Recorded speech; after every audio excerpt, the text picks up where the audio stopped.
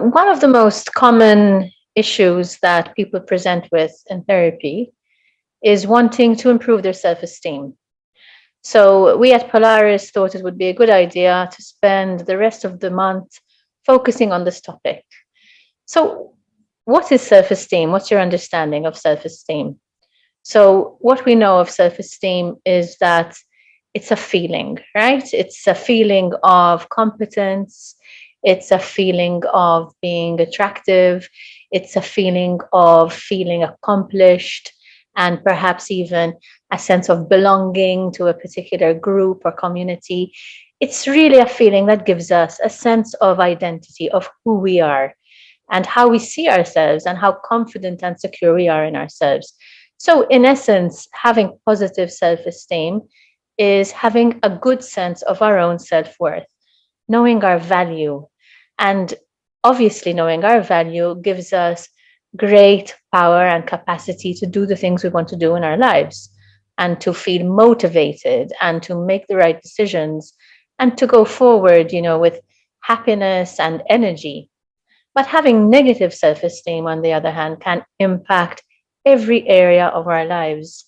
And I do meet a lot of people with chronic self esteem issues.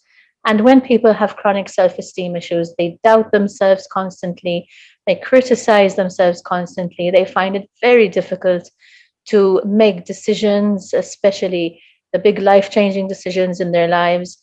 And they also really struggle in relationships with feelings of insecurity and instability.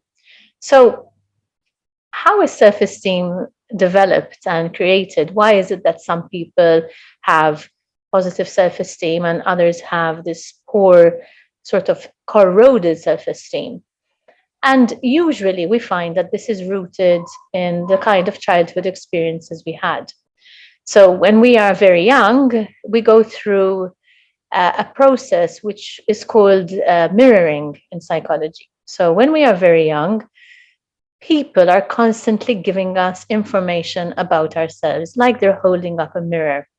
And, we have caregivers around us, and we have family and friends and teachers, and they give us messages about ourselves. So, depending on the messages we receive as children, we start to form this sense of identity. Okay.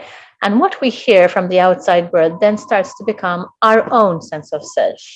And that gives us a sense of our own worth.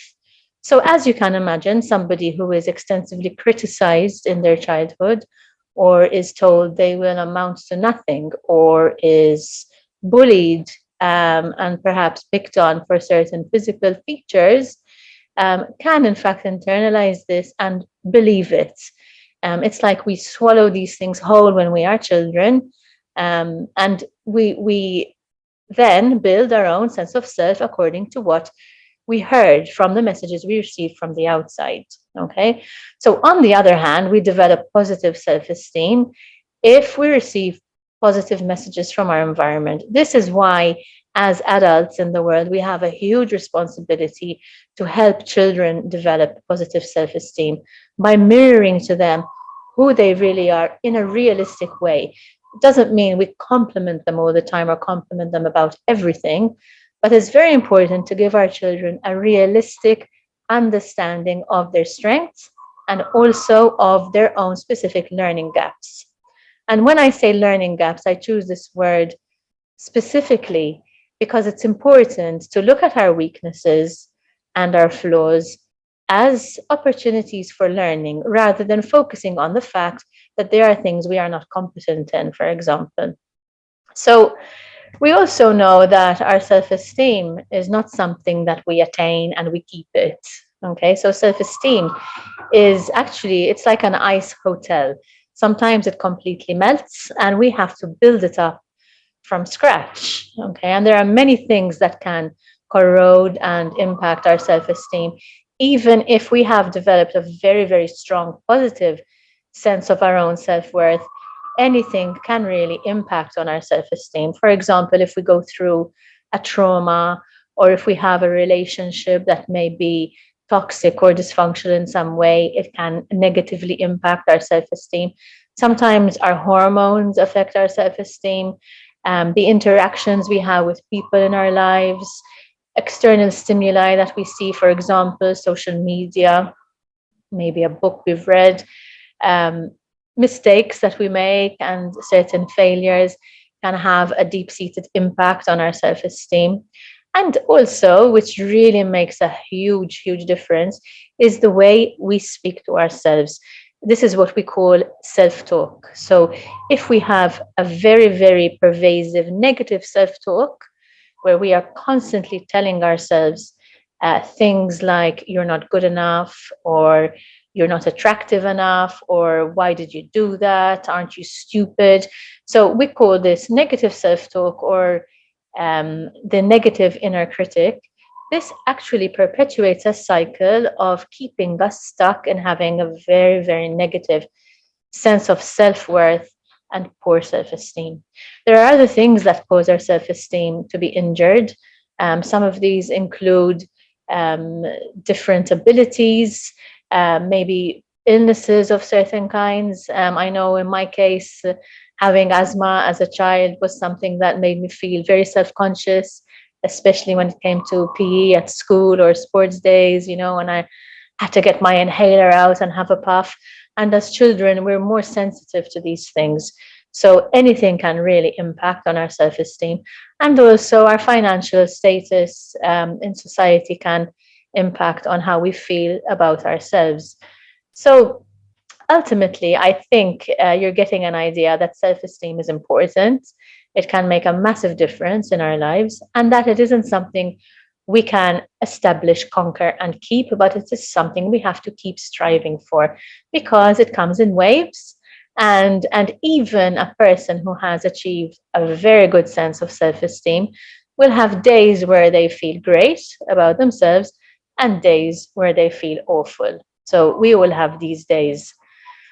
So let's talk a little bit about how we can develop positive self esteem and a good sense of our own self worth.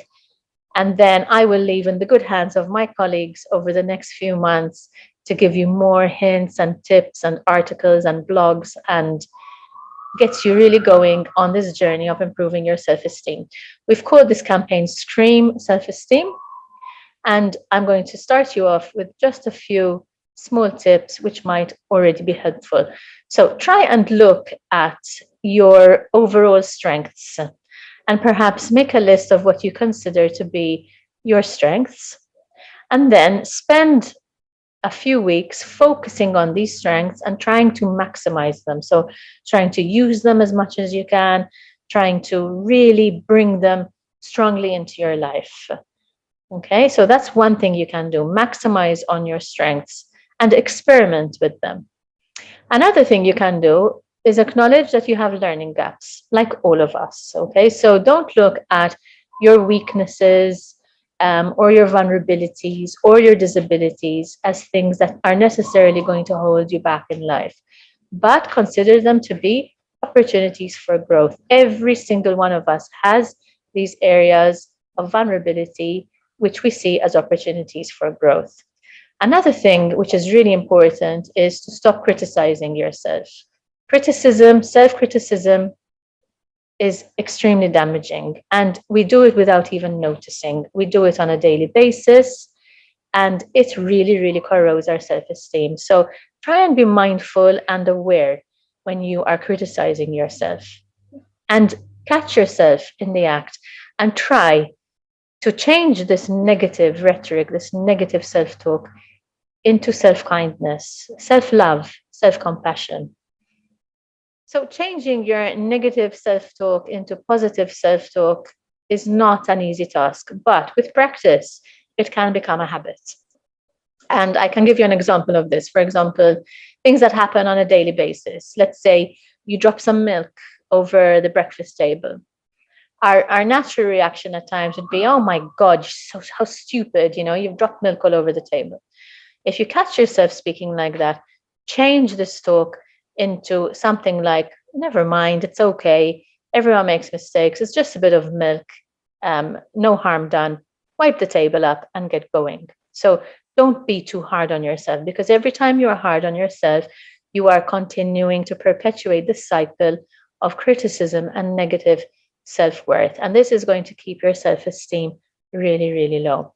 Another thing you can do is try writing down a list of your daily achievements. So at the end of every day, perhaps you can dedicate a journal to this activity. Write down a list of what you feel proud of, what you've done well, what you feel you did good enough.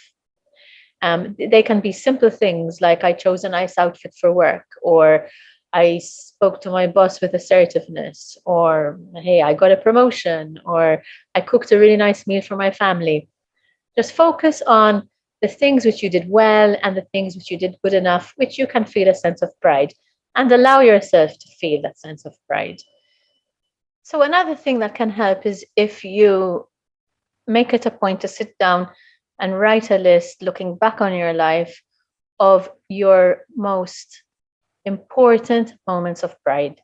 So think about all the things that you've achieved, and all the things that you've done, which give you a sense of accomplishment and that you can be proud of. A lot of people have resistance to experiencing pride, because obviously we're taught that it's not a nice trait, it's not a nice quality. But in actual fact, it is important to be able to have moments where we do feel proud of ourselves. We're very good at the opposite. We're very good at criticizing ourselves and telling ourselves what we haven't quite achieved and what we haven't done, and we're constantly looking up at what we haven't yet accomplished, rather than looking back and actually seeing from where we began and where we've come. So in a way, it's comparing yourself to former versions of yourself. Another beautiful exercise that you can try is to write a letter to yourself, to your adult self today, from your 16-year-old self, giving yourself praise of all you have achieved from the age of 16 till now. Obviously, those of you who are older than 16 watching this. So that is something really, really valuable, because I think all of us have big dreams when we are young and when we're teenagers, and we don't actually quite realize that we have accomplished and mastered and managed many of those things that we never thought we would have when we were 16. So the last tip I'll give you for the day is learn to take compliments. A lot of us are very bad at taking compliments. Obviously, we are praised for being humble in our society, and the idea is that we're to be bashful and shy around compliments. But compliments are important. Compliments are also part of the mirroring process that starts when we are children. So take compliments as feedback. And in a moment where a person is saying, wow, this lasagna is delicious, or your hair looks great like that, oh, I love you in that dress, or wow, well done, that was a very interesting talk you gave, or I don't know, trying to think of various examples. But if a person does give you a compliment, instead of shrugging it off, and you can feel how you shrug it off, you kind of just resist it and not let it in.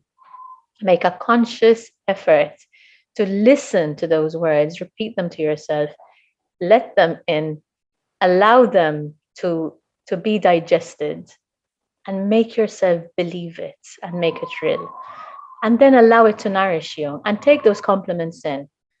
Because mark my words, if that was a person criticizing you instead of complimenting you, you would take it. You would swallow it up, hook, line, and sinker. So compliments shouldn't be any different, and we can make a habit of taking in good compliments. Thank you for listening. I'm Sharon Girer from Polaris, and we're coming to you this month with a campaign called Scream Self Esteem. Watch this space, and my colleagues have some very interesting stuff in store for you. Thank you. Bye for now.